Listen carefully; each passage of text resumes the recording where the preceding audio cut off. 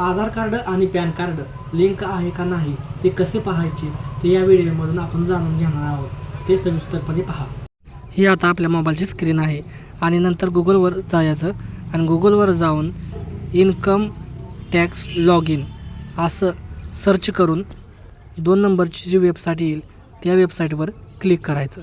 असं क्लिक केल्यानंतर असं संपूर्ण पेज येईल आपल्यासमोर आणि असं पेज समोर आल्यानंतर आपल्याला सगळे जे काही माहिती आहे पॅन कार्ड आधार कार्डची ते सर्व इथे मिळेल। त्यातील आपल्याला एक निवडायचं आहे आधार स्टेटस लिंक, यावर क्लिक करायचं आहे। यावरती क्लिक केल्यावर थोडंसं लोड होईल आणि लोड झाल्यानंतर परत नंतर पुढं पॅन म्हणून येईल। पॅनवर आपला पॅन नंबर टाकायचा आणि आधार क्रमांक आहे त्यावरती आधार क्रमांक टाकायचा। आधार क्रमांक आणि पॅन नंबर टाकल्यानंतर लिंक आधार स्टेटस येईल, त्यावर क्लिक करायचं आणि इथं आपल्याला दावत आहे ऑलरेडी लिंक आहे तो।